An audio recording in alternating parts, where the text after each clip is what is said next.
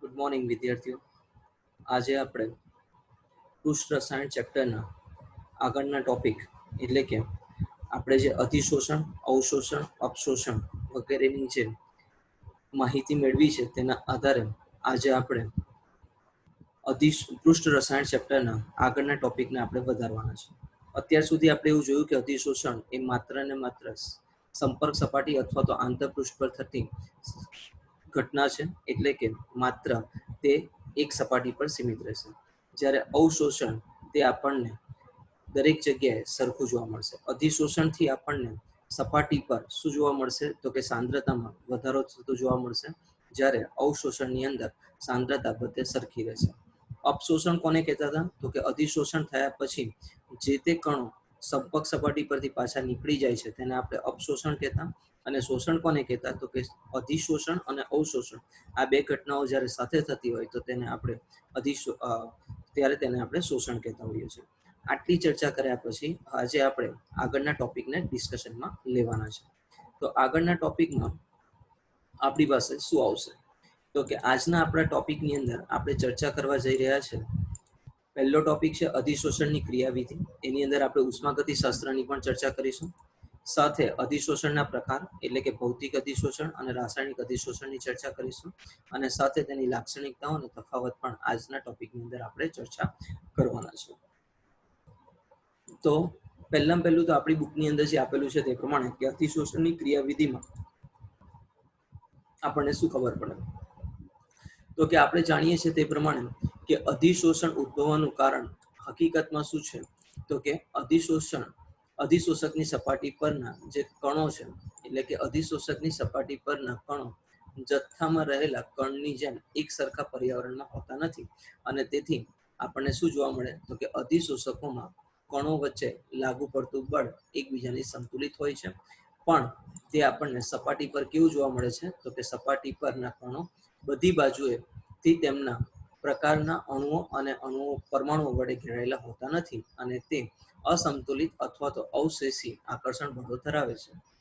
અધિશોષકના આ બળો સપાટી પરના અધિશોષિતના અણુઓને આકર્ષવા માટે જવાબદાર છે, અને આપેલા તાપમાન અને દબાણે અધિશોષકના એકમ દળની સપાટીના ક્ષેત્રફળમાં વધારા સાથે આપણને અધિશોષણ વધે છે.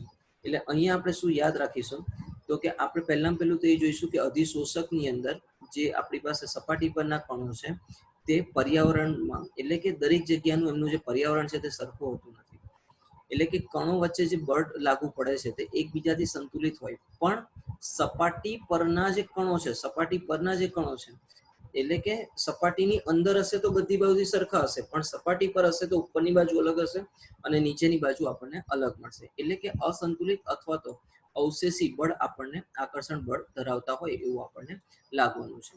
એટલે કે આ બળો સપાટી પર અધિશોષિતના અણુઓને આકર્ષવા માટે કેવા હશે તો કે જવાબદાર રહેવાના છે. એનો મતલબ એવો થયો કે જો કોઈ ચોક્કસ તાપમાન અને દબાણે આપણે એકમ દળની સપાટીના ક્ષેત્રફળમાં વધારો કરીશું તો અધિશોષણ શું થવાનું છે વધવાનું છે. એટલે આપણે શું યાદ રાખવાનું છે અહીંયા તો કે આપણે આ મુદ્દો અહીં યાદ રાખવાનો છે કે જો આપણી પાસે આપેલ તાપમાન અને દબાણે અધિશોષકના એકમ દળની સપાટી ક્ષેત્રફળના વધારા સાથે કેવા થવાના છે તો કે વધારા સાથે અધિશોષણ વધવાનું છે. આવી કંઈક ચર્ચા આપણે અહીં કરેલી છે. તો આટલી વસ્તુ આપણે યાદ રાખીશું. એટલે પહેલું તો શું યાદ રાખવાનું છે તો કે અધિશોષક પાસે બે પર્યાવરણ હશે. એક એવું પર્યાવરણ કે જે અંદરના કણો સાથે બંધિત હશે, અને બીજું પર્યાવરણ કે જે બહારની સપાટી સાથે એટલે કે આંતરપૃષ્ઠની ઉપરના ભાગ પર જે બીજું પર્યાવરણ છે તેમ. એટલે કે અંદરના ભાગમાં એમાં આકર્ષણ બળ સરખા હશે, પણ સપાટી પરના જે કણો હશે તેમાં આપણને શું જોવા મળશે અલગ અલગ આપણને આકર્ષણ મળશે, એટલે કે અસંતુલન મળશે અથવા તો અવશેષી આકર્ષણ બળ લાગશે. અને તેથી જેમ જેમ આપણે સંપર્ક સપાટી વધારીશું તેમ તેમ આપણને શું જોવા મળશે તો કે અધિશોષણ આપણને વધતું હોય તેવું આપણને મળવાનું છે. તો હવે આગળ આપણે ચર્ચા કરીએ તો આપણને અધિશોષણની ક્રિયાવિધિમાં ઉષ્માગતિશાસ્ત્રનું શું ઇમ્પોર્ટન્સ છે તેને હવે આપણે ચર્ચામાં લઈશું. તો અહીં આપણને એવું સમજાવવામાં આવે છે કે ઉષ્માગતિશાસ્ત્રમાં આપણે કેટલી વસ્તુની ચર્ચા કરીને આવેલા છે. તો કે ઉષ્માગતિશાસ્ત્ર શબ્દ આવે એટલે આપણને ગિબ્સની મુક્ત ઉર્જા એટલે કે ડેલ્ટા જી બરાબર delta H minus T delta S સાથે ઉષ્માક્ષેપક ઘટના અને ઉષ્મા શોષક ઘટના. વળી સંતુલન ચેપ્ટર પણ આપણે જો અહીંયા યાદ કરીએ તો લ સેટેલિયરના સિદ્ધાંત પ્રમાણે જેટલી ઉષ્મા મુક્ત થશે તેટલી ઉર્જા વપરાશે અથવા તો જેટલી ઉર્જા વપરાયેલી હશે તેટલી ઉર્જા મુક્ત થવાની છે. વળી આપણને ઉષ્માગતિશાસ્ત્રના નિયમ પરથી અથવા તો જે 11મા ધોરણમાં અભ્યાસ કરી ગયા છે તેના પરથી આપણને એવું ધ્યાન પર છે કે જ્યારે બંધ નિર્માણ થશે ત્યારે ઉષ્મા મુક્ત થશે અને જ્યારે બંધને તોડવો હશે તો અહીં આપણને શું જોવા મળશે તો કે બંધ તોડવા માટે ઉષ્મા વપરાતી હશે. અધિશોષણની અંદર અત્યાર સુધી આપણે એવું જોયું કે સપાટી પર આપણને કોઈ પણ અણુ અંદર ઉમેરવાના છે, માટે અહીં બંધનું નિર્માણ થવાનું હોવાથી આપણે એવું વિચારી શકાય કે આ મોટે ભાગે કેવી જોવા મળશે તો કે ઉષ્મા ક્ષેપક ઘટના આપણને મળવાની છે. તો આપણી પાસે અત્યારે બીજું જે અગત્યનું પરિબળ છે તે આપણને અધિશોષણની ઉષ્મા છે. એટલે હવે આપણે કોને ટાર્ગેટ કરીશું તો કે કેટલી ઉષ્મા વપરાય છે, મુક્ત થાય છે, તેને આપણે ટાર્ગેટ કરીશું. હવે અધિશોષણ દરમિયાન હંમેશા સપાટીના અવશેષી બળો કેવા થાય છે તો કે ઘટે છે, એટલે કે પૃષ્ઠ ઉર્જામાં ઘટાડો થાય છે, જે ઉષ્મા સ્વરૂપે દ્રશ્યમાન થાય. અધિશોષણ એટલા માટે હંમેશા ઉષ્માક્ષેપક પ્રક્રિયા હોય છે. એટલે કે જો આપણે બીજા શબ્દોમાં કહીએ તો અધિશોષણ માટે ડેલ્ટા એચ નું મૂલ્ય હંમેશા કેવું હશે તો કે ઋણ આપણને જોવા મળવાનું છે. જ્યારે વાયુ અધિશોષિત થાય છે ત્યારે તેના અણુઓની હલનચલનની સ્વતંત્રતા પર બંધન આવે છે અને આ અધિશોષણ પછી વાયુની એન્ટ્રોપીમાં ઘટાડો થાય છે, એટલે કે ડેલ્ટા એસ આપણને કેવું મળે છે તો કે ઋણ મળે છે. આમ અધિશોષણ પ્રણાલીની એન્થાલ્પી અને એન્ટ્રોપીમાં ઘટાડા સાથે એટલે કે ઘટાડામાં સાથે સંકળાયેલ છે. કોઈ પણ પ્રક્રિયાને સ્વયંસ્ફુરિત થવા માટે શું જોઈશે તો કે ઉષ્માગતિશાસ્ત્રની જરૂર પડશે, એટલે કે આપેલ તાપમાન અને દબાણે ડેલ્ટા જી ઋણ હોવી જોઈએ, એટલે કે ગિબ્સની મુક્ત ઉર્જામાં ઘટાડો હોવો જોઈએ, જે આપણને આ સમીકરણના આધારે ખબર છે. હવે જો આ સમીકરણમાં ડેલ્ટા એચ નું મૂલ્ય પૂરતા પ્રમાણમાં ઋણ હોય એટલે કે ડેલ્ટા જી આપણને ઋણ બને, કારણ કે માઇનસ ટી ડેલ્ટા એસ માં ડેલ્ટા એસ ધન છે. આમ આપણે શું વિચારી શકાય તો કે અધિશોષણ પ્રક્રિયામાં જે સ્વયંસ્ફુરિત છે તેમાં ધન છે અને આ બે ફેરફારોનું સંયોગીકરણ ડેલ્ટા જી ને ઋણ બનાવશે અને જેમ અધિશોષણ આગળ વધશે તેમ ડેલ્ટા એચ ઓછી થતી જશે અને ઓછી ઋણ થતી જશે. અંતમાં આપણને શું જોવા મળશે ડેલ્ટા એચ અને ટી ડેલ્ટા એસ નું મૂલ્ય સરખું મળશે અને તેથી ડેલ્ટા જી શૂન્ય થશે, એટલે કે સંતુલન પ્રાપ્ત થવાનું છે. તો અહીં આપણે કેટલા ટોપિકને આપણે ધ્યાન પર રાખીશું તો કે જ્યારે અધિશોષણ થશે તે વખતે સપાટી પર જે અવશેષી બળ એટલે કે અસંતુલનના લીધે જે બળ લાગતા હતા તે કેવા થવાના છે ઘટી જવાના છે, એટલે કે બળ ઘટશે, આકર્ષણ ઘટવાનું છે એટલે કે અધિશોષણ ઘટશે એટલે કે એની ઉર્જામાં પણ આપણને ઘટાડો જોવા મળશે. એટલે આપણે શું વિચારીશું તો કે હંમેશા આ ઉષ્માક્ષેપક પ્રક્રિયા જોવા મળશે. એવી જ રીતના જો આપણે એવું વિચારીએ છીએ કે અધિશોષણનું ડેલ્ટા એચ નું મૂલ્ય આપણને એટલે કે એન્થાલ્પી ફેરફારનું મૂલ્ય હંમેશા કેવું હશે ઋણ હશે. હવે આપણને ઉષ્માગતિશાસ્ત્રમાં ખબર જ છે કે ડેલ્ટા જી એચ નું મૂલ્ય જ્યારે બહુ જ ઋણ હોય તો તે વખતે કોઈ પણ તાપમાને પ્રક્રિયા કેવી બને તો કે સ્વયંસ્ફુરિત બનવાની છે. હવે જ્યારે વાયુ અધિશોષિત થાય છે ત્યારે તેના એટલે કે વાયુનું જ્યારે અધિશોષણ થાય ત્યારે તેની હલનચલનની સ્વતંત્રતા પર બંધન આવે, એટલે કે હલનચલન ઓછું થઈ જાય. અલ્ટિમેટલી આપણે શું કહેવાય તો કે અવ્યવસ્થા એટલે કે એન્ટ્રોપીમાં આપણને ઘટાડો બતાવશે, એટલે કે ડેલ્ટા એસ નું મૂલ્ય કેવું થઈ જશે ઋણ થઈ જશે. એટલે કે અધિશોષણ પ્રણાલીની એન્ટ્રોપી અને એટલે કે અધિશોષણ જ્યારે પણ થાય તો એવી દરેક પ્રણાલીની અંદર આપણને શું જોવા મળશે એન્થાલ્પી અને એન્ટ્રોપીમાં ઘટાડો જોવા મળવાનો છે.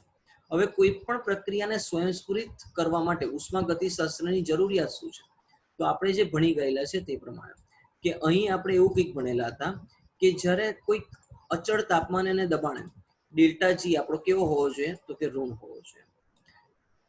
હવે એમાં આપણે કયું સૂત્ર વાપર્યું હતું તો કે ડેલ્ટા જી બરાબર delta H minus T delta S. એનો મતલબ એવો થાય કે ડેલ્ટા એચ નું મૂલ્ય પૂરતા પ્રમાણમાં ઋણ હોય તો આપણને ડેલ્ટા જી ઋણ બને. કેમ તો કે માઇનસ ટી ડેલ્ટા એસ આપણને કેવું મળી જશે ધન મળશે. કેમ માઇનસ ટી ડેલ્ટા એસ ધન મળશે તો કે આપણે અહીં એવું વિચારેલું છે કે જેમ જેમ બંધન વધશે તેમ તેમ ડેલ્ટા એસ ઋણ થતું જશે. તો અહીં આપણે જો ચર્ચામાં એવું વિચારીએ કે આપણી પાસે કયો કોન્સેપ્ટ આવશે, તો કે જ્યારે આપણે એવું વિચારીએ છીએ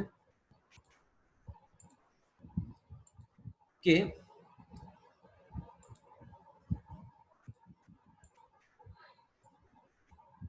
હું અહીંયા લખું છું કે H minus T into S.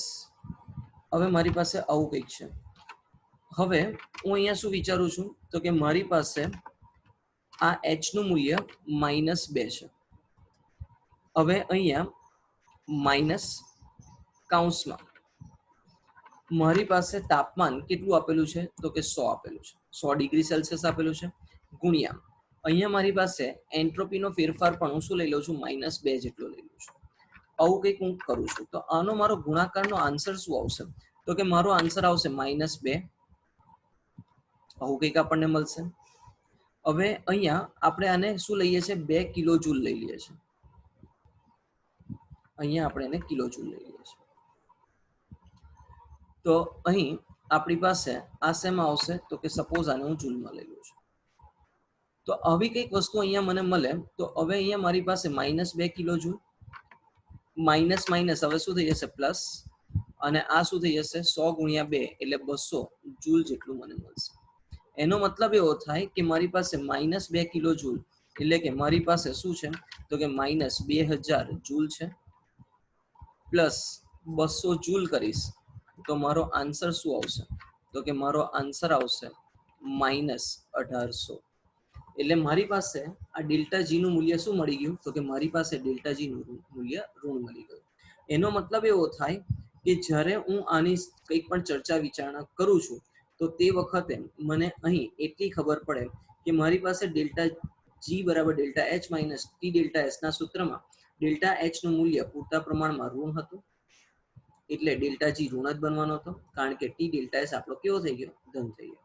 અને તેથી આપણને શું જોવા મળશે, અધિશોષણ પ્રક્રિયામાં જે સ્વયંસ્ફુરિત છે તે હંમેશા એટલે કે તેમાં ધન આપણને શું જોવા મળશે, ટી ડેલ્ટા એસ મળશે. એટલે કે જો આપણને ટી ડેલ્ટા એસ ધન આપ્યો હોય એનો મતલબ એવો થાય કે ડેલ્ટા જી બરાબર delta H minus T delta S ના સૂત્રમાં ડેલ્ટા એસ નું મૂલ્ય ઋણ થવાનું છે, અને તે ડેલ્ટા જી ને શું બનાવશે, ઋણ બનાવશે. હવે આપણે જેમ જેમ અધિશોષણમાં આગળ વધીશું તેમ તેમ આપણને શું થશે, તો કે ડેલ્ટા એચ ઓછી થતી જશે અને ઓછી ઋણ બનતી જશે. એટલે કે -2000 થી એ આપણને 100 સુધી આપણને મળશે. એટલે અંતમાં આપણને શું મળશે, ડેલ્ટા એચ અને ટી ડેલ્ટા એસ બરાબર થઈ જશે. એટલે કે ડેલ્ટા જી નું મૂલ્ય 0 થશે. અને આપણને ખબર જ છે કે ડેલ્ટા જી 0 હોય તો એ કઈ અવસ્થા કહેવાય, તો કે સંતુલનની અવસ્થા કહેવાના છે. તો અહીં આપણે આ કોન્સેપ્ટને યાદ રાખવાનું છે. હવે નેક્સ્ટ, તો અહીં આપણને શું કીધેલું છે, તો કે અધિશોષણના હવે આપણે પ્રકારની ચર્ચા કરીશું. તો મુખ્યત્વે અધિશોષણ આપણી પાસે 2 પ્રકારના જોવા મળે. મોટે ભાગે જે પહેલો પ્રકાર છે તે ભૌતિક અધિશોષણ કે જે વાન ડર વાલ્સના આધારે હોય, અને બીજો જે આવશે તે રાસાયણિક અધિશોષણ જે રાસાયણિક બંધારણને આધારે જોવા મળશે. એટલે કે જો આપણે ચર્ચા કરીએ તો આપણને શું આપેલું છે, તો કે ઘન સપાટી પર વાયુના અધિશોષણના કેટલા પ્રકાર છે, તો કે મુખ્ય 2 પ્રકાર છે. જો ઘન પદાર્થની સપાટી પર વાયુનું એકઠા થવાનું નિર્બળ વાન ડર વાલ્સ આકર્ષણ બળોથી થતું હોય, એટલે કે આકર્ષણ બળ વાન ડર વાલ્સ પ્રકારના હોય, તો તેને આપણે શું કહીશું, ભૌતિક અધિશોષણ, અથવા તો તેને ઇંગ્લિશમાં ફિઝિસોપ્શન્સ કહેવાના છે. એવી જ રીતના જો વાયુના અણુઓ તથા પરમાણુઓ ઘન સપાટી પર કેવું બંધારણ બનાવતા હોય, તો કે રાસાયણિક બંધ દ્વારા એકત્રિત થતા હોય, તો તેને આપણે રાસાયણિક અધિશોષણ કહેવાના છે. રાસાયણિક અધિશોષણ આપણને શું જોવા મળશે, તો કે રાસાયણિક બંધ સ્વભાવે સહસંયોજક અથવા તો આયનીય પ્રકારના મળશે. અને રાસાયણિક અધિશોષણ એ કેવી સક્રિયકરણ ઉર્જા ધરાવશે, તો કે ઊંચી સક્રિયકરણ ઉર્જાનો સમાવેશ કરશે. તેથી તેને ઘણીવાર સક્રિયકૃત અધિશોષણ તરીકે પણ આપણે એને દર્શાવતા હોઈએ છીએ. ઘણીવાર આ બંને પ્રક્રિયાઓ એક સાથે જોવા મળે છે. કઈ 2 પ્રક્રિયાઓ, તો કે ભૌતિક અધિશોષણ અને રાસાયણિક અધિશોષણ. તેથી અધિશોષણના પ્રકારોને ઓળખવું સહેલું હોતું નથી. હવે જો આપણી પાસે નીચું તાપમાન હોય ત્યારે ભૌતિક અધિશોષણ તાપમાનમાં વધારો કરવામાં આવે તો તે શેમાં ફેરવાઈ જશે, તો કે તે રાસાયણિક અધિશોષણમાં ફેરવાશે. એટલે કે કન્ડિશન હવે કઈ યાદ રાખવાની છે તો કે મારી પાસે નીચું તાપમાન હોય અને ભૌતિક અધિશોષણ છે. હવે હું જેમ જેમ તાપમાન વધારતો જઈશ તેમ તેમ મને ભૌતિક અધિશોષણની જગ્યાએ હવે રાસાયણિક અધિશોષણ મને મળવાનું છે. એનો મતલબ એવો થયો કે તાપમાન નીચું હોય તો મોટે ભાગે આપણને ભૌતિક અધિશોષણ અને તાપમાન વધુ હોય તો મોટે ભાગે આપણને રાસાયણિક અધિશોષણ મળવાનું છે. દાખલા તરીકે આપણી પાસે ડાયહાઇડ્રોજન છે, તે નિકલ ઉદ્દીપક પર પ્રથમ વાન ડર વાલ્સ બળથી જોડાશે. ડાયહાઇડ્રોજનના અણુઓ પછી હાઇડ્રોજન પરમાણુમાં વિયોજિત થશે અને તેથી સપાટી પર રાસાયણિક અધિશોષણ દ્વારા એટલે કોઈ પણ વસ્તુની શરૂઆત સૌ પ્રથમ વાન ડર વાલ્સથી થાય અને ત્યાર પછી તેના રાસાયણિક બંધારણમાં આપણને ફેરફાર જોવા મળવાનો છે. તો અહીંયા આપણે શું યાદ રાખ્યું તો કે અધિશોષણના બે પ્રકાર, ભૌતિક અને રાસાયણિક. ભૌતિક અધિશોષણ ક્યારે હોય? જ્યારે વાન ડર વાલ્સ પ્રકારનું બળ લાગતું હોય ત્યારે. રાસાયણિક અધિશોષણ ક્યારે હોય? તો કે જ્યારે રાસાયણિક બંધ લાગતું હોય ત્યારે. એટલે કે રાસાયણિક અધિશોષણ માટે સક્રિયકરણ ઉર્જા વધારે જોઈતી હોય, તેથી આપણને નીચા તાપમાને મોટે ભાગે ભૌતિક અધિશોષણ અને ઊંચા તાપમાને આપણને મોટે ભાગે રાસાયણિક અધિશોષણ મળવાનું છે.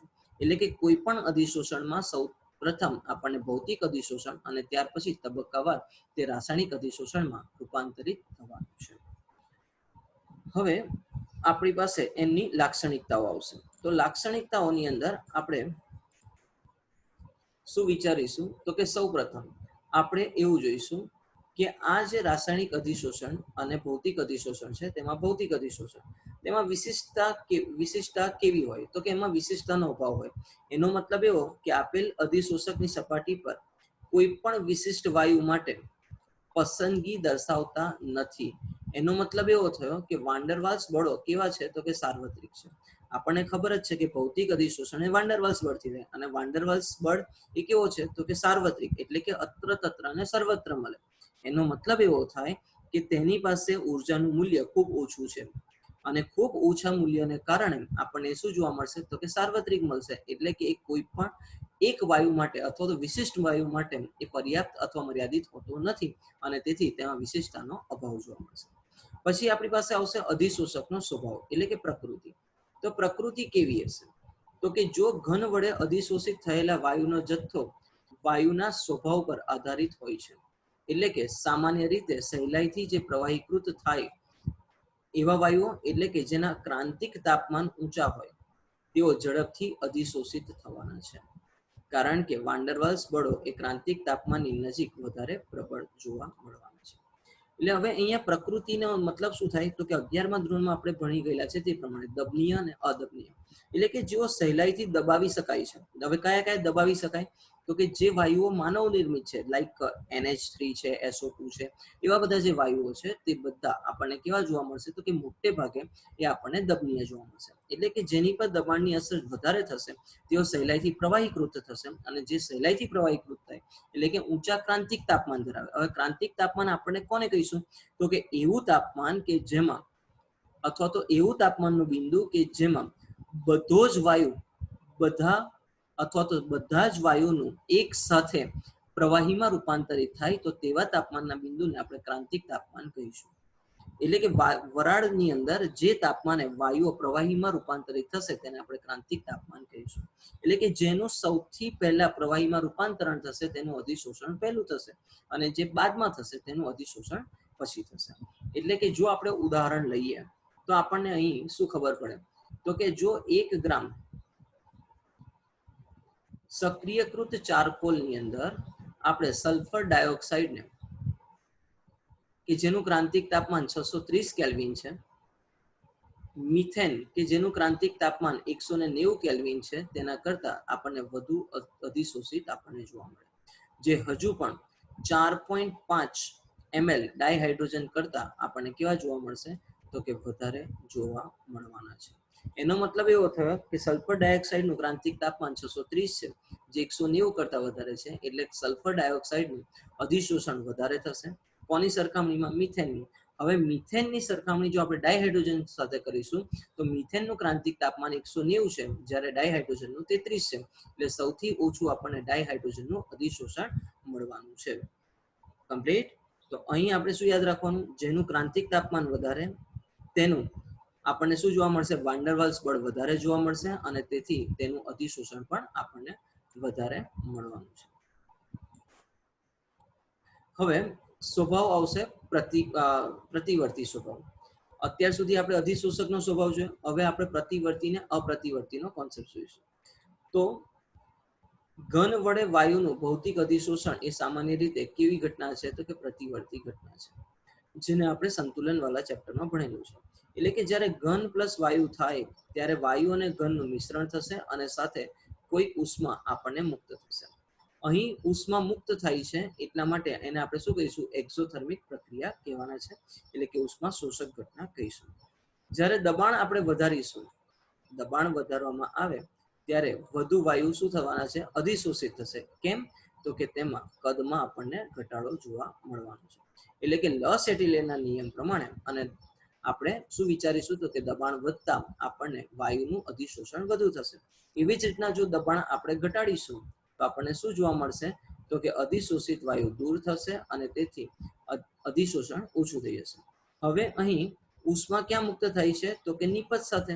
એટલે કે અધિશોષણની ઘટના એ ઉષ્માક્ષેપક પ્રક્રિયા છે અને તેથી જેટલું નીચું તાપમાન હશે તેટલું આપણને ભૌતિક અધિશોષણ ઝડપી થશે અને જેમ જેમ તાપમાન વધશે તેમ તેમ ભૌતિક અધિશોષણ ઘટવાનું છે. એટલે કે આટલા ટોપિકની અંદર, આ 3 ટોપિકની અંદર શું જોયું? તો કે ભૌતિક અધિશોષણ એ વાન ડર વાલ્સ બળ પર આધારિત હોવાથી તે કોઈ પણ વાયુઓ માટે વિશિષ્ટ નહીં હોય. નીચા તાપમાને અથવા તો જેનું ક્રાંતિક તાપમાન વધારે હશે તેવા તાપમાને વાયુનું પ્રવાહીકરણ જલ્દી થતું હોવાને કારણે આવા વાયુઓનું અધિશોષણ વધારે થશે.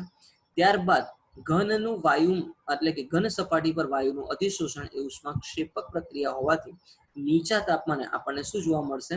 તો કે ભૌતિક અધિશોષણમાં ઝડપી વધારો થશે અને એવી જ રીતના જો આપણે દબાણમાં પણ વધારો કરીશું તો પણ આપણને અધિશોષણ વધવાનું છે, તેવું આપણે લસ એટિલેરના સિદ્ધાંતને આધારે સમજી શકીએ છીએ.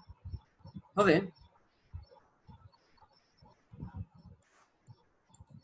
નેક્સ્ટ આપણે જે લાક્ષણિકતાઓ છે તેમાં લઈશું આપણે સપાટીનું ક્ષેત્રફળ, એટલે કે અધિશોષકની સપાટીનું ક્ષેત્રફળ. તો અત્યારે આપણે આગળ જોઈ ગયા છે તે પ્રમાણે જેમ જેમ અધિશોષકની સપાટી વધશે, સંપર્ક સપાટી વધી, વાન ડર વાલ્સ બળ વધ્યા અને તેથી અવશેષી બળો અને વાન ડર વાલ્સ બળો વધવાને કારણે આપણને અધિશોષણ વધારે જોવા મળશે. એટલે કે અધિશોષકની સપાટીનું ક્ષેત્રફળ વધારવાથી અધિશોષણ વધુ થાય છે અને તેથી ઝીણી દળેલી ધાતુઓ અને છિદ્રાળુ પદાર્થો જેમના સપાટી ક્ષેત્રફળ વધારે હોય તેઓ સારા અધિશોષક તરીકે વર્તવાના છે. એવી જ રીતના આપણી પાસે અહીં શું આવશે? તો કે આપણી પાસે આવશે અધિશોષણની એન્થાલ્પી. હવે આપણને ખબર છે કે અધિશોષણ એ ઉષ્માક્ષેપક છે, એટલે એન્થાલ્પીનું મૂલ્ય આપણને કેવું જોવા મળશે? તો કે ઋણ મળશે. પરંતુ આ ભૌતિક અધિશોષણ હોવાને કારણે અને સાથે ઉષ્માક્ષેપક હોવાને કારણે એન્થાલ્પીનું મૂલ્ય ઘણું ઓછું અને ઓછું ઋણ આપણને જોવા મળશે. એટલે કે 20 થી 40 કિલોજૂલ પ્રતિ મોલ મળશે. એનું કારણ શું છે? તો કે વાયુ અણુઓ વચ્ચેનું આકર્ષણ આપણને શું જોવા મળશે? તો કે ઓછું જોવા મળશે. ઘન સપાટી પર માત્ર શું જોવા મળશે? તો કે નિર્બળ વાન ડર વાલ્સ બળ હોવાને કારણે આપણને આવી કઈક વસ્તુ મળવાની છે. એટલે અત્યાર સુધી આપણે અધિશોષકની સપાટી વધે તેમ અધિશોષણ વધશે અને એન્થાલ્પીનું મૂલ્ય આપણને ઓછું અને ઓછું ઋણ હોય તો તે આપણને ભૌતિક અધિશોષણની ઘટના વધારવાનું છે. એવી કંઈક લાક્ષણિકતા આપણે આમાં જોઈ. હવે આપણે ચર્ચા કરીશું રાસાયણિક અધિશોષણની લાક્ષણિકતાઓ. તો આપણને ભૌતિક અધિશોષણમાં એવું ખબર હતી કે વિશિષ્ટતા હોતી નથી અથવા વિશિષ્ટતાનો અભાવ હોય છે, જ્યારે આમાં આપણને ઊંચી વિશિષ્ટતા જોવા મળશે. એટલે કે રાસાયણિક અધિશોષણ એ ખૂબ જ વિશિષ્ટ પ્રકારનું હશે. અધિશોષક અને અધિશોષિત વચ્ચે આપણને રાસાયણિક બંધ શક્ય હોય તો જ આપણને જોવા મળે.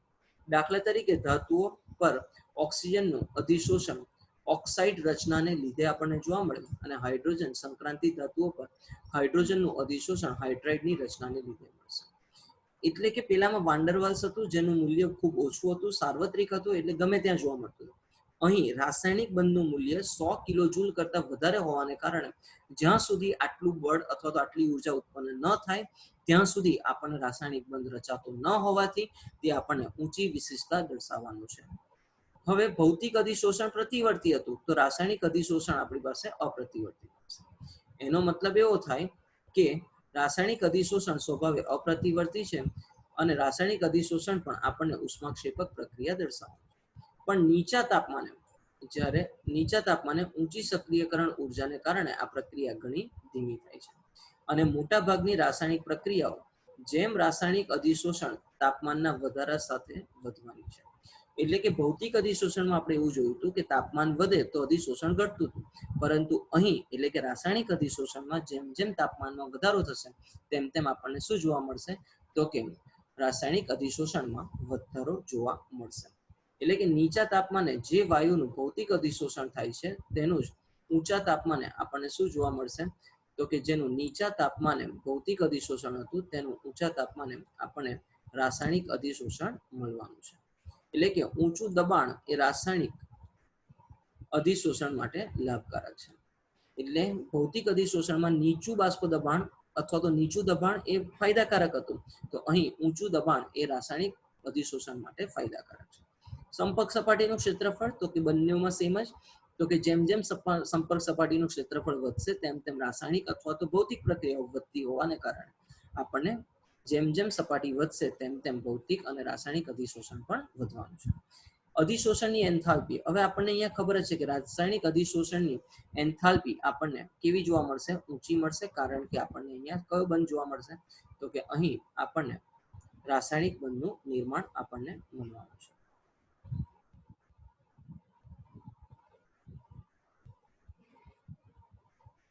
તો ઊંચી એન્થાલ્પી એટલે કે 80 થી 240 એનું કારણ છે તેનું રાસાયણિક બંધમાં. તો આટલી વસ્તુ આપણે અહીંયા રાસાયણિક અધિશોષણની લાક્ષણિકતા માટે યાદ રાખીશું. ઊંચી વિશિષ્ટતા, અપ્રતિવર્તિતા અને સાથે સંપર્ક સપાટીનું ક્ષેત્રફળ અને અધિશોષણની એન્થાલ્પીનું મૂલ્ય. હવે આપણે એના તફાવત પર પ્રયાણ કરીશું. તો આપણને તફાવતમાં શું કીધેલું છે તે, તો કે આપણે ઓલરેડી જે ભણીને આવ્યા છે તે જ કોન્સેપ્ટ આપણે અહીંયા ચર્ચામાં લેવાના છે. દાખલા તરીકે આપણને એવું કીધું છે કે ભૌતિક અધિશોષણમાં વાન ડર વાલ્સ બળ જોવા મળે, જ્યારે રાસાયણિક અધિશોષણમાં રાસાયણિક બળ મળે. પછી ભૌતિક અધિશોષણ એ વિશિષ્ટ હોતા નથી, જ્યારે આ એટલે કે રાસાયણિક અધિશોષણ એ ખૂબ જ વિશિષ્ટ પ્રકારના જોવા મળે. ભૌતિક અધિશોષણ પ્રતિવર્તી હશે, જ્યારે રાસાયણિક અધિશોષણ એ અપ્રતિવર્તી મળવાના છે. બંને વાયુના સ્વભાવ પર આધારિત હોય છે. એટલે કે ભૌતિક અધિશોષણ અને રાસાયણિક અધિશોષણ વાયુના સ્વભાવ પર આધારિત હોય, પરંતુ ભૌતિક અધિશોષણમાં પ્રવાહીકૃત જે સહેલાઈથી થાય તેઓ ઝડપથી અધિશોષિત થાય છે.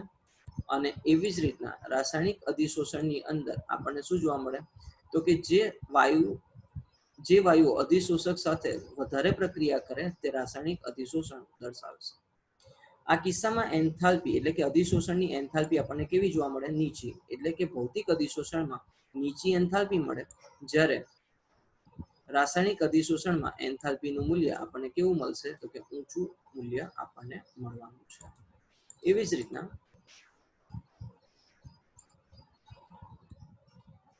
નેક્સ્ટ આપણે જે ટોપિક પર અથવા તો જે આપણા મુદ્દા છે તેને આપણે ચર્ચા કરીએ તો ભૌતિક અધિશોષણ માટે નીચું તાપમાન ફાયદાકારક છે, જ્યારે રાસાયણિક અધિશોષણ માટે ઊંચું તાપમાન ફાયદાકારક છે. એટલે કે તે તાપમાનના વધારા સાથે કેવું થાય, તો કે ભૌતિક અધિશોષણ ઘટે, જ્યારે તાપમાનના વધારા સાથે રાસાયણિક અધિશોષણમાં વધારો આપણને મળવાનો છે. કોઈ ખાસ ચોક્કસ સક્રિયકરણ ઉર્જાની જરૂર પડતી નથી, જ્યારે આમાં ઊંચી સક્રિયકરણ ઉર્જાની આપણને જરૂર પડે છે. એવી જ રીતના જેમ જેમ સંપર્ક સપાટીનું ક્ષેત્રફળ વધશે તેમ તેમ આપણને શું જોવા મળશે, તેમ તેમ બંને કેસની અંદર આપણને સંપર્ક સપાટીનું ક્ષેત્રફળ વધતા અધિશોષણ વધે છે. ભૌતિક અધિશોષણ ઊંચા દબાણે અધિશોષકની સપાટી પર બહુઆણ્વીય સ્તરમાં આપણને જોવા મળે છે, જ્યારે રાસાયણિક અધિશોષણ એ હંમેશા એક આણ્વીય સ્તરમાં જ પરિણમે છે. એટલે કે ભૌતિક અધિશોષણ બહુઆણ્વીય સ્તર પર જોવા મળે, જ્યારે રાસાયણિક અધિશોષણ એ એક સ્તર પર આપણને જોવા મળવાનું છે. તો આ જે તફાવત છે તે તમારે યાદ રાખવાનો છે. આ તફાવત તમને 3 માર્ક્સના સવાલમાં પૂછી શકાય તેમ છે. હવે આપણે આના રિવિઝન્સને આપણે આગળ ચર્ચામાં લઈએ. તો કે જ્યારે આપણે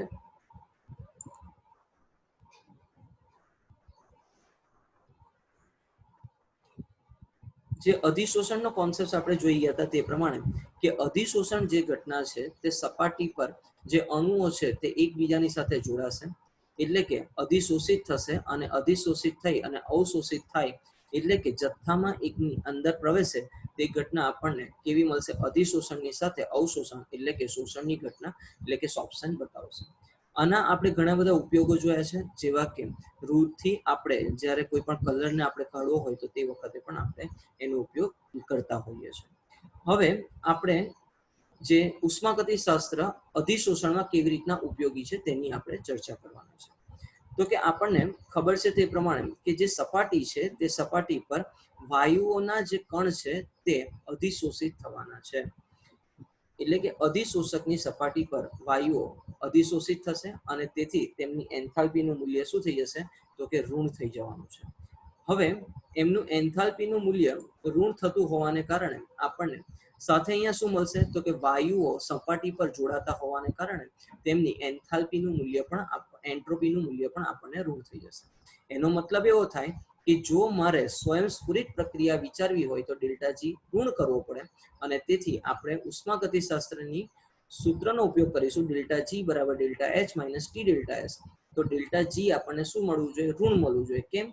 તો કે ડેલ્ટા એચ નું મૂલ્ય ઋણ મળશે, અને આપણી પાસે જે આ પ્રોસેસ આપણે જે જોઈ રહ્યા છે તે પ્રમાણે આપણને શું મળશે? તો કે અધિશોષણથી વાયુની એન્ટ્રોપીમાં ઘટાડો થવાથી માઇનસ ટી ડેલ્ટા એસ ધન મળશે, અને જ્યાં સુધી ડેલ્ટા એચ ઘટતો જશે અને ડેલ્ટા એસ વધતો જશે, એટલે કે જ્યાં સુધી બંને સરખા નહીં થાય ત્યાં સુધી આ પ્રક્રિયા ચાલુ રહેશે અને પ્રક્રિયા સંતુલન દર્શાવશે. એવી જ રીતના આપણે અધિશોષણના પ્રકારોની જ્યારે ચર્ચા કરીએ ત્યારે આપણે ઘન પર વાયુનું અધિશોષણ અને પ્રવાહી પર વાયુનું અધિશોષણની આપણે ચર્ચા કરી છે. તો અહીં આપણને જેમ જેમ સપાટી વધતી જશે તેમ તેમ આપણને અધિશોષણ મળશે. હવે અધિશોષણ આપણી પાસે મુખ્યત્વે બે પ્રકારના છે, ભૌતિક અધિશોષણ અને રાસાયણિક અધિશોષણ. તો ભૌતિક અધિશોષણની જો આપણે ચર્ચા કરીએ તો ઘન પદાર્થ પર વાયુના અણુઓ જ્યારે અંદર આવશે તે ઘટનાને આપણે ભૌતિક અધિશોષણ કહીશું, કે જે વાન ડર વાલ્સ બળના આધારે આપણને જોવા મળવાના છે. વાન ડર વાલ્સ બળ એ ખૂબ જ નિર્બળ હોવાને કારણે તે અત્ર તત્ર સર્વત્ર એટલે કે સાર્વત્રિક પ્રકારના આપણને બંધ મળવાના છે, એટલે કે આપણને દરેક જગ્યાએ શું જોવા મળશે? ભૌતિક અધિશોષણ ઓછામાં ઓછું આપણને જોવા મળવાનું છે.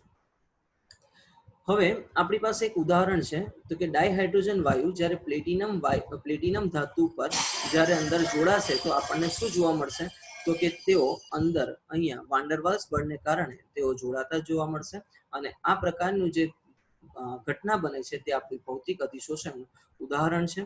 અહીં ભૌતિક અધિશોષણ દરમિયાન જે સપાટી પર લાગતા જે બળો છે તે એટલે કે આવેશી બળોનું મૂલ્ય અને જે વાયુના બળો છે તે વચ્ચેનું મૂલ્ય આપણી પાસે કેવું હશે? તો કે સમાન ન હોવાને કારણે આપણને અધિશોષણની ઘટના સાયમલ્ટેનિયસલી અથવા તો સાથે સાથે આપણને જોવા મળતી હોય એવું લાગે છે. હવે અહીં જે આ આપણી પાસે અધિશોષિત છે અને આ અધિશોષક છે અને આ અધિશોષિત છે, તો જેટલા અણુઓ વચ્ચેનું આપણને આકર્ષણ વધતું જશે તેમ તેમ આપણને અહીંયા શું જોવા મળશે? તો કે બંધ આપણને વધારે મળતો હોય એવું આપણને લાગવાનું છે. હવે આપણી પાસે રાસાયણિક અધિશોષણમાં આપણને શું કીધેલું છે? તો કે જેમાં આપણી પાસે વાયુના અણુઓ જે સંપર્ક સપાટી પર છે તેની સાથે રાસાયણિક બંધથી જોડાયેલા હોય તો તેને આપણે રાસાયણિક અધિશોષણ કહેવાના છે. એટલે કે જે વાન ડર વાલ્સ બળ લાગતું હતું તેની જગ્યાએ હવે કેવું બળ લાગશે? તો કે રાસાયણિક બંધ એટલે કે ડાયહાઇડ્રોજન બંધ આપણને લાગવાનું છે. એટલે કે નીચા તાપમાને જે આપણને વાન ડર વાલ્સ લાગતું હતું તે હવે વધુ તાપમાન કરતા રાસાયણિક બંધ એટલે કે હાઇડ્રોજન બંધની અંદર રૂપાંતરિત થઈ જવાનું છે. એટલે કે આપણને આંતરાણીય હાઇડ્રોજન બંધ જોવા મળવાનો છે. એટલે કે જેમ જેમ આપણે તાપમાન વધારીશું તેમ તેમ રાસાયણિક બંધનું નિર્માણ વધતું હોવાને કારણે તે ભૌતિકમાંથી રાસાયણિકમાં રૂપાંતરિત થશે. રાસાયણિક બંધ એકાં તો આયનીય પ્રકારના હોઈ શકે અથવા તો એ સહસંયોજક પ્રકારના આપણને મળી શકે. હવે ભૌતિક અધિશોષણ ની આપણે અને રાસાયણિક અધિશોષણની ચર્ચા આપણે જ્યારે સાથે થાય છે ત્યારે આપણને શું ખબર પડે? તો કે તે શોષણ આપણને મળી શકે. એટલે કે એવું બની શકે કે રાસાયણિક અધિશોષણ અને ભૌતિક અધિશોષણ એક સાથે મળે. તો હવે ભૌતિક અધિશોષણ અથવા તો અધિશોષણની લાક્ષણિકતાઓ કઈ કઈ છે? તો કે પહેલામાં પહેલું આવશે વિશિષ્ટતા, સ્વભાવ પર આધારિત, પ્રતિવર્તી છે કે કેમ, એન્થાલ્પી ફેરફાર કોઈક આપણને મળશે તે, સક્રિયકરણ ઉર્જા અને કેટલા સ્તરમાં થાય છે, અને સંપર્ક સપાટીનું ક્ષેત્રફળ. આટલા મહત્વના પરિબળો કે જે અધિશોષણની ઘટનાને અસર કરતા આપણને જોવા મળી શકે છે. તો હવે આપણે જ્યારે પહેલું જોઈશું તો એ આપણે જોઈશું કે વિશિષ્ટ સ્વભાવ. તો આપણને ખબર છે તે પ્રમાણે ભૌતિક અધિશોષણમાં વાન્ડરવાલ્સ બળ લાગતો હોવાથી કોઈ વિશિષ્ટતા જોવા મળતી નથી. એટલે કે વાન્ડરવાલ્સ બળના કારણે આપણને વિશિષ્ટતા નહીં મળે, પરંતુ જ્યારે રાસાયણિક અધિશોષણની આપણે જ્યારે વાત કરીશું તે વખતે આપણને શું જોવા મળશે? રાસાયણિક બંધ એ વિશિષ્ટ પ્રકારનો હોવાને કારણે તે આપણને કેવો મળશે? વિશિષ્ટતા દર્શાવવાનો છે. એટલે કે વિશિષ્ટને અંદર આપણે શું લઈશું? તો કે ભૌતિક અધિશોષણમાં વિશિષ્ટતા નથી, જ્યારે રાસાયણિક અધિશોષણમાં આપણને ખૂબ જ વિશિષ્ટતા આપણને જોવા મળવાની છે. એવી જ રીતના આપણને સ્વભાવ, તો આપણી પાસે વાયુ એ છે, એની અંદર ચારકોલ નાખેલો છે, વાયુ બી પર ચારકોલ નાખેલો છે, અને વાયુ સી પર આપણી પાસે ચારકોલ છે. હવે બધાને આપણે 288 કેલ્વિન તાપમાને આપણે લઈએ છીએ, તો આપણને શું જોવા મળશે? તો કે આમાં 380 સીસી એટલે કે 380 ml સલ્ફર ડાયોક્સાઇડ અધિશોષિત મૂકેલો છે, 16.2 મિથેન મૂકેલો છે, અને 4.5 ml આપણને હાઇડ્રોજન મૂકેલો છે. તો જેનું ક્રાંતિક તાપમાન વધારે હશે તેનું અધિશોષણ વધશે. આનું ઓછું છે એટલે બીજા નંબર પર આવશે, અને આનું સૌથી ઓછું છે એટલે ત્રીજા નંબર પર આપણને જોવા મળવાનું છે. એટલે કે જેનું ક્રાંતિક તાપમાન વધતું જશે એટલે કે અધિશોષણ એ ક્રાંતિક તાપમાનના સમપ્રમાણમાં આપણને મળશે. હવે SO2 નું ક્રાંતિક તાપમાન 430 છે, મિથેનનું 190 છે, અને હાઇડ્રોજનનું 43 એટલે કે 33 થી 43 ની વચ્ચે આપણને જોવા મળશે. આવી રીતના પણ આપણે અહીં એની ચર્ચા વિચારી શકાય. એવી જ રીતના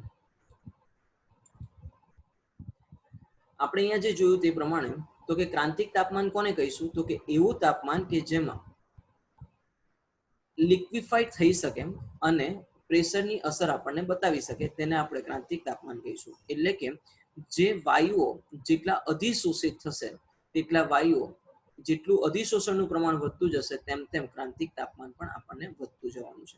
એટલે કે જેનું ક્રાંતિક તાપમાન વધારે હશે તેનું આપણને શું જોવા મળશે? અધિશોષિત થતા વાયુઓના કદમાં પણ આપણને વધારો જોવા મળવાનો છે.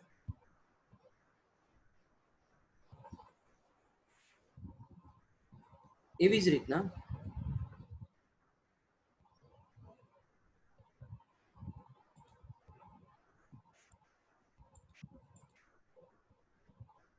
હવે આપણે જે ચર્ચા કરવાના છે તેની,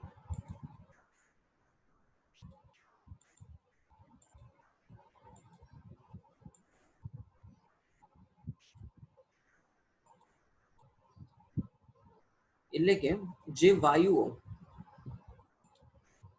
આપણને જેટલી પ્રતિક્રિયાત્મકતા વધારે દર્શાવશે તેટલું આપણને રાસાયણિક અધિશોષણ તરફ લઈ જશે, અને જેટલા વાયુઓ ઓછા પ્રક્રિયા દર્શાવશે તેટલું આપણને ભૌતિક અધિશોષણ બતાવવાનું છે. એટલે કે જેટલી પ્રતિક્રિયાત્મકતા વધશે તેટલું આપણને અધિશોષણ વધવાનું છે એવું આપણે વિચારી શકાય.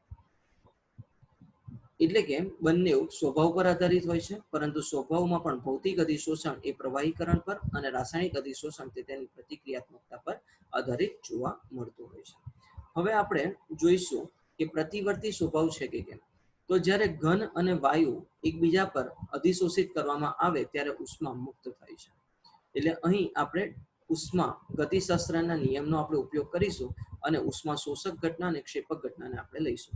તો જ્યારે અધિશોષણની ઘટના લઈશું તો તે હંમેશા ઉષ્મા ક્ષેપક હશે, અને એનાથી ઉલટી જે ઘટના એટલે કે અપશોષણની ઘટના છે તે અધિશોષણ એટલે કે જ્યારે ઉચ્ચ તાપમાન વધશે ત્યારે આપણને મળવાની છે. એટલે કે જ્યારે આપણને પુરોગામી પ્રક્રિયા થાય ત્યારે અધિશોષણ, અને પ્રતિગામી પ્રક્રિયા થાય ત્યારે ડિસોપ્શન એટલે કે અપશોષણ આપણને જોવા મળશે.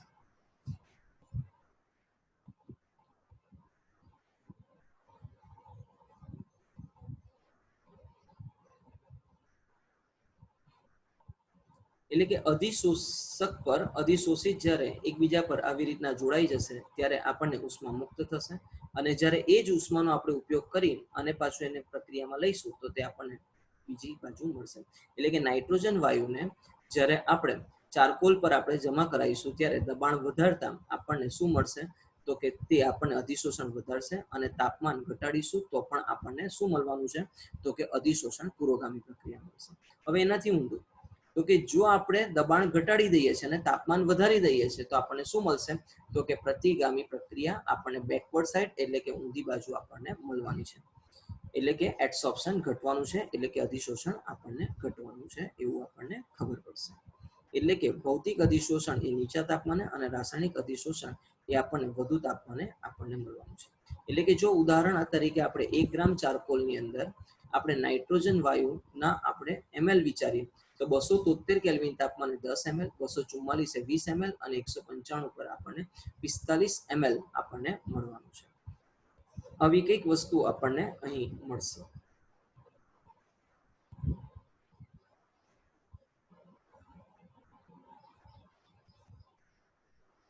હવે ગેસ અને વાયુ અને આપણે જો હીટ આપીશું એટલે કે ફિઝિકલ એડસોર્પ્શન ઇઝ રિવર્સિબલ પ્રોસેસ, એટલે કે ભૌતિક અધિશોષણ એ આપણને કેવું મળશે, પ્રતિવર્તી.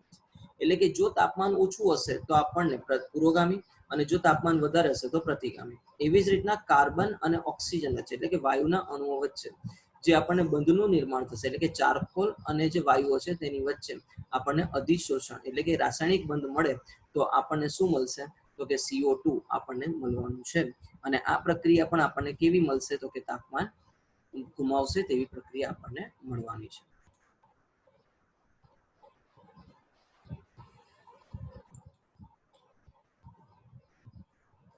હવે એવી જ રીતના એટલે કે આપણે જે જોયું તે પ્રમાણે કે ભૌતિક અધિશોષણ એ રિવર્સિબલ છે જ્યારે એટલે કે પ્રતિવર્તી છે, જ્યારે રાસાયણિક અધિશોષણ એ અપ્રતિવર્તી છે. એવી જ રીતના એન્થાલ્પી ફેરફાર આપણે જો જોઈએ તો જ્યારે ભૌતિક અધિશોષણ થશે ત્યારે નિર્બળ વાન ડર વાલ્સને કારણે આપણને હીટ એટલે કે ઉર્જા મુક્ત થશે, એટલે કે ઓછી ઋણ અને આપણને ઓછું મૂલ્ય એનું મળવાનું છે. જ્યારે રાસાયણિક અધિશોષણમાં આપણી પાસે રાસાયણિક બંધ હોવાને કારણે આપણને તે મૂલ્ય કેવું જોવા મળશે, વધારે આપણને જોવા મળશે, એટલે કે તે વધારે ઊંચું મૂલ્ય આપણને દર્શાવવાનું છે.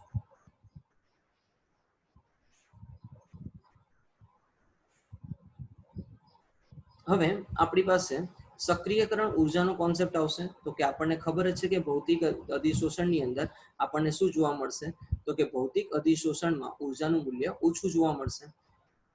એટલે કે આપણે જે આ ઉષ્માગતિશાસ્ત્રમાં જે ગ્રાફ જોઈ ગયેલા છે તે પ્રમાણે કે આપણી પાસે જે પ્રક્રિયા છે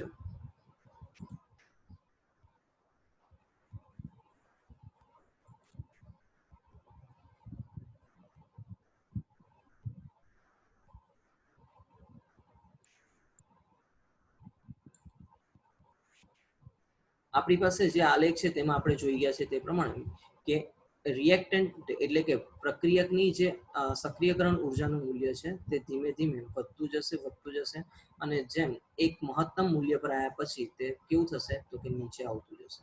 એટલે કે જે આ તફાવત છે તે આપણને કેવો મળશે, ઋણ મળશે. એટલે કે પ્રક્રિયા કેવી છે, ઉષ્મા ક્ષેપક પ્રકારની પ્રક્રિયા છે તે આપણને ધ્યાન પર છે. હવે આપણી પાસે ભૌતિક અધિશોષણની અંદર વાન ડર વાલ્સ આકર્ષણ બળ હોવાને કારણે એ મૂલ્ય આપણને કેવું જોઈશે, તો કે ઓછું મૂલ્ય આપણને જરૂરી મળવાનું છે.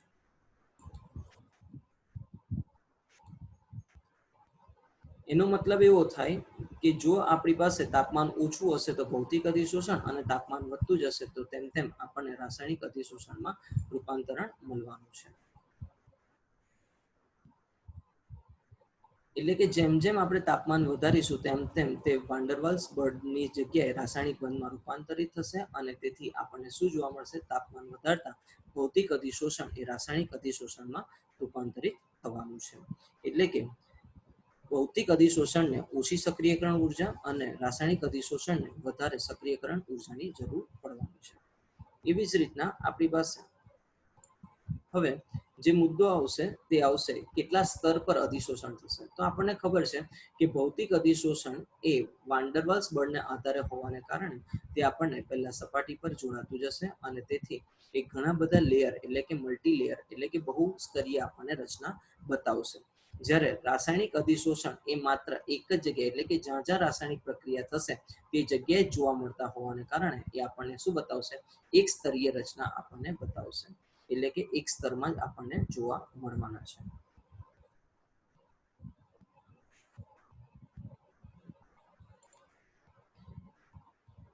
હવે એવી જ રીતના સંપર્ક સપાટીનું ક્ષેત્રફળ એટલે કે ચારકોલ જ્યારે લઈશું એટલે કે કોલસો જ્યારે આપણે લઈશું તે વખતે એના ટુકડાની જગ્યાએ આપણે શું કરીશું તો કે એનો બારીક ભૂક્કો કરીશું. તો જેમ જેમ ભૂક્કો કરીશું સંપર્ક સપાટી વધશે અને તેમ તેમ અધિશોષણ વધવાનું છે. એટલે કે અધિશોષણ એ અધિશોષકના સપાટી પર આધારિત હોવાને કારણે જેમ જેમ સપાટીનું મૂલ્ય વધતું જશે તેમ તેમ આપણને શું જોવા મળશે તો કે અધિશોષણ વધશે. એટલે કે છિદ્રની સંખ્યા વધવાને કારણે આપણને શું જોવા મળશે અધિશોષણ વધવાનું છે. આવું કંઈક આપણે ચર્ચા કરેલી છે. તો આપણે આ ટેબલને ખૂબ મહત્વથી યાદ રાખીશું અને તેના આધારે આપણે એને યાદ કરવાનો પ્રયત્ન કરીશું. તો તમારે શું કરવાનું છે ચોપડીમાંથી અધિશોષક અને ભૌતિક અધિશોષણ અને રાસાયણિક અધિશોષણ વચ્ચેનો જે આપણો જે તફાવત આપેલો છે તે મુદ્દાને પરફેક્ટલી તૈયાર કરવાનો છે. સો હવે આપણે નેક્સ્ટ લેક્ચરની અંદર મળીશું.